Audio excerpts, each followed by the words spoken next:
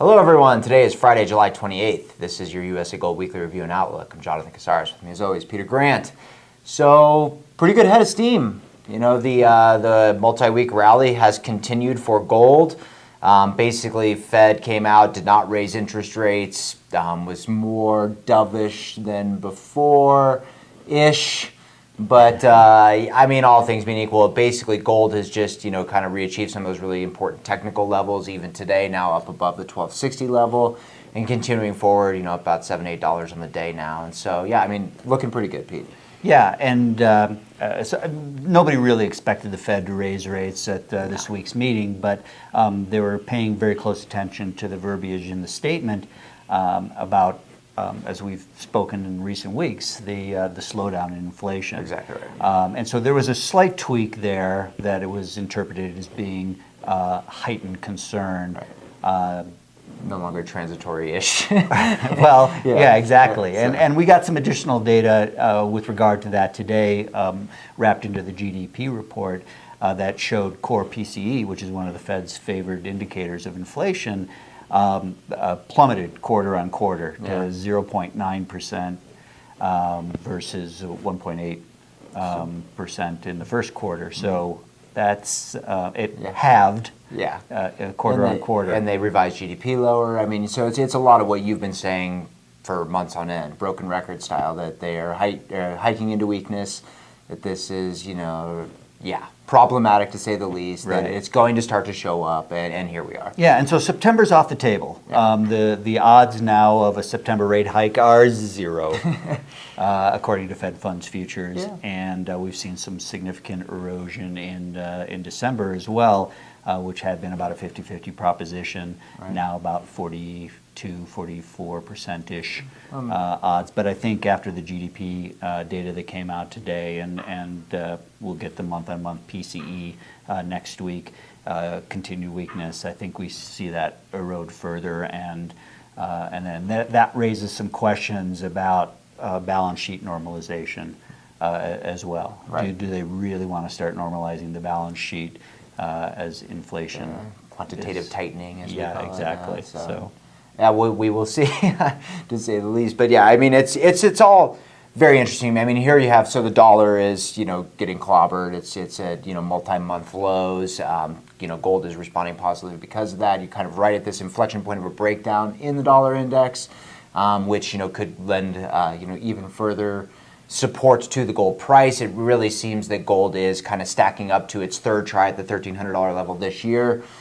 2 tries where we got very, very close, didn't quite get there. Perhaps this is the time that we do.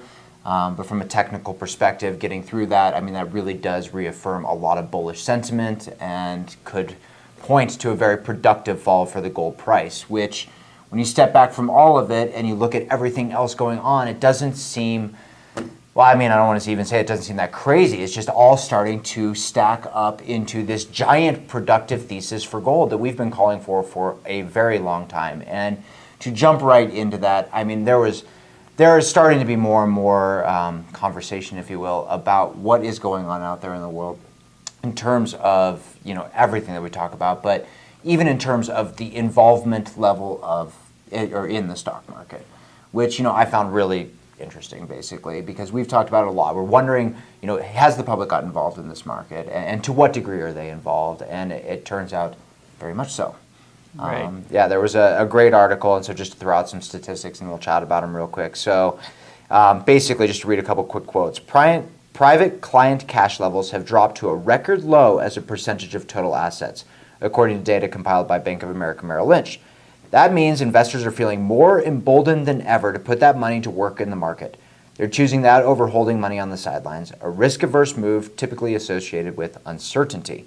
So here we have a situation where the amount of cash in play in the market is the most that it has been since 2007. I mean, rolling my eyes. Typically when the retail client is involved in the market, they're late to come to the party historically. Well, and anytime you have overly one-sided participation in a market, you have it's disparities, problems. Awfully bubbly. It is awfully Yeah. bubbly. And just some continuing thoughts. Institutional investors are also holding the lowest levels of cash since the start of the 8-year bull market. The measure now sits at less than 1/3 of a multi-year high reached in 2016. Institutional investors are all in. And last, active equity funds just absorbed their biggest inflows in 2.5 years. So, I mean, it's everywhere. It is like an all-in mentality, which is always at the final and last stages, right before the creaming happens. What could possibly go wrong? Because, Apparently nothing. good news is good news for the stock market, and bad news is good news for the stock market. Exactly. During the expectations of Fed tightening and so forth, the stock market rose. As those expectations have essentially disappeared, the stock market rises. Yeah. Everybody's in. Well, they call it the Icarus market, because Yeah. it just keeps going and all the way to the sun, well, until the wings melt off. I mean, that's kind of what we're dealing with here. But several have started to call for this fall as being the time when the stock market finally, gives up all of this kind of, I don't want to say unsubstantiated gains. I mean, they're obviously there, but difficult to explain. Perhaps would be the way to put it. And I think this harkens back to our conversation several weeks ago about market complacency. Yeah. And that the VIX index being at record lows as well, and so forth. So it seems like the market is indeed setting up for, well, if nothing else, it's due for a correction, and a significant one. Yeah. Whether it's ends up being a meltdown or a crash or whatever, that remains to be seen. But the indicators right now, certainly if you're a contrarian investor. Jeff Gondlach, for example, was a big buyer of S&P puts this week, for example, and he's taken a pretty strong interest in gold as well. So it all adds up. I mean, you start adding all of these things up, and it's a wonder. Like, pay attention. Look what's happening. There's so many things in confluence.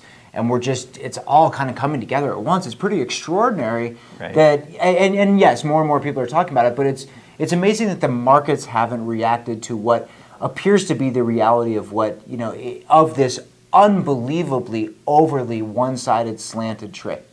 Right, and unquestionably, I don't think anybody would argue that the stock market is overvalued at this point. And even though gold is performing well this year, it is really undervalued relative to stocks and relative to a lot of other markets and as well. Forgotten as well, And so even though it's had a good year, nobody talks about it except us. Yeah. I mean, really, but everybody's talking about the stock market. Everybody's talking about the FANG stocks and how amazing they're doing. And I mean, the amount of pension investing in the FANG stocks. I was reading articles about just how allocated everybody is into even just those stocks, even just those very, very few. And so it's an extraordinary concentration of capital and concentration of investment belief system, if you will, that, anytime, in history that you've had these concentrations, these one-way positions, it always ends badly. It doesn't take much to pull, you pull out one of the underpinnings and the whole thing comes tumbling down when it's that concentrated. So there are definitely some risks out there. Before they manifest into real trouble, that's the time to really be hedging your exposure. Well, exactly. Some of our smartest clients, the guys that you can really count on, are the ones that perhaps ring the register a little bit early, and then are putting their hedges on, take some off the table in the stock market, and bolster their gold position. There's an old saying, hogs get slaughtered. But it is better to be early than late. And even when you look back at the last financial crisis, there was a panic that set in at the end of 2008, obviously. But a panic within the gold market, too, where everybody wanted to get into gold at once. And I remember our delivery times ballooned out to a couple of months. Physical availability tightened extremely quickly. Premiums you had to pay to buy the gold accelerated dramatically. 8 to 10 to 15% higher than they currently are just to acquire relative to the gold price. Mm-hmm. It was an extraordinary event. And so, you look at that, you learn from that, hopefully, and you realize that it is far better to maybe pay attention a little bit and act before it all comes crashing down. The guys that I just mentioned are the guys that got in before that happened, Yeah. and they wrote it calmly and peacefully, feeling like they were hedged. Yeah. That if things really went wrong, they had their gold holdings to fall back on. But they weren't paying those exorbitant premiums to get into the market in the height of the crisis. Well, and it's that, I mean, frenetic behavior is part of who we are, I guess. It is a herd mentality, to say the least, and that's what we're seeing right now. And so it's, if you pay attention to the herd mentality on any level, and you see how far the herd has gone to one direction, it might be time to... The lions are in the deep grass right there in front right of the next to the herd. You might want to go off on your own and do something a little different. But, even to that point, so even in a more macroeconomic sense, and I mean, we've talked about, markets being overvalued, where all the money is going and all that kind of almost ad nauseum at this point, but there's so much even more to it than that. And Frank Holmes wrote an excellent article via Business Insider earlier this week, and he pointed out what he called the mother of all bubbles, and he talked about debt. And I just talked about pensions being involved in the FANG stocks. He even talked about pensions. So I'm going to just read some of the statistics he came out with, and then we're going to go ahead and hand him the golden gong here as we kind of discuss these. But just I want you to react to some of these, Pete, because it's incredible. So, according to the highly respected Institute of International Finance, global debt levels reached an astronomical $217 trillion in the first quarter of 2017. That's 327% of world gross domestic product. Notice that before the financial crisis, global debt was only around 150 trillion, meaning that we've added close to 120 trillion in as little as a decade. Much of the leverage occurring in emerging markets, specifically China, which is spending big on international infrastructure projects. I mean, it's like we learned nothing. Exactly, I agree. It's incredible. And China, I mean, if anything, the debt issue may not be as concentrated in the United States this time around. I would concede that. But we should almost be more worried that it's concentrated in China, where they're even farther down that rabbit hole than we were, clearly. And, I mean, to think that there couldn't be a systemic, risk cascading event from China is foolish. Absolutely impossible. They are the world's second largest economy. Yeah. And to think that there wouldn't be some contagion effects is naive. It is. And I don't know where they're going to come up with the backstops to stop the bleeding. Well, the PBLC will print with abandon. Yeah. It's the only thing that they can do. Well, this is all any central banks have done. Yeah. So, but I mean, it's more of the same. But still, to think that couldn't have a knock-on effect. So, but anyways, I mean, going on. So he says to the point that we just said, it goes without saying that this is a huge risk. Some are calling this mountain of debt the mother of all bubbles. And we all remember how the last two bubbles ended. In 2000 with the tech.com bubble, in 2007 the housing bubble. So he just gives us some context there. So then moving on to like the pension retirement side of things, which we've talked about. This is a long-term macroeconomic problem. But what he says is, in May, the World Economic Forum estimated that by 2050, the size of the retirement savings gap, unfunded pensions in other words, could be as much as $400 trillion, which is an unimaginably large number. The U.S. alone adds about $3 trillion every year to the pension deficit. I shared with you earlier this month that the state of Illinois' unfunded pension could be as high as $250 billion, putting each Illinoisian on the hook for $56,000.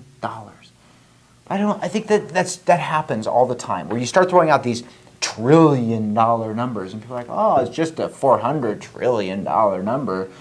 But then you start to divide that out as a per capita obligation, and you realize just how extraordinarily underfunded this is and what a problem this is going to become. And if they're that invested in the stock market and the stock market has a problem, then how underfunded is it going to be? Well, I think that's it. They've had to take greater and greater risks to attempt to make up for the shortfall in what they would normally be allocated to treasuries and so forth, that have paid zero essentially for a decade as a result of the last crisis. So it pushes them all into the stock market to try and to adequately fund or junk bonds, which still aren't paying anything. Bonds. I mean, the risk premium that should be there isn't there. The Fed has completely distorted that. I mean, that's a whole other topic. But I mean, on and on and on, thing after thing after thing. It's an extraordinary world that we're living in, but it does seem to all be coming to a head. Yeah, and I think Illinois is the microcosm. Yeah. They are on the verge of being downgraded to junk status. Be the first state to do so, and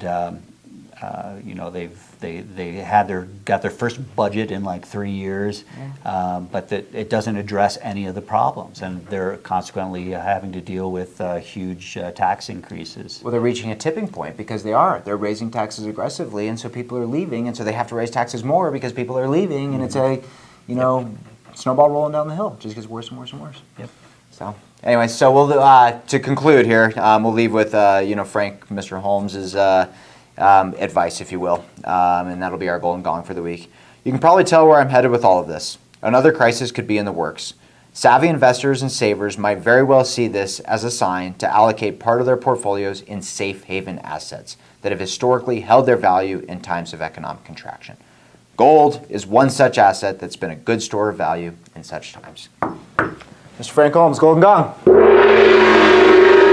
you very much for watching. I'm Jonathan Casares. I'm Peter Grant. See you next week.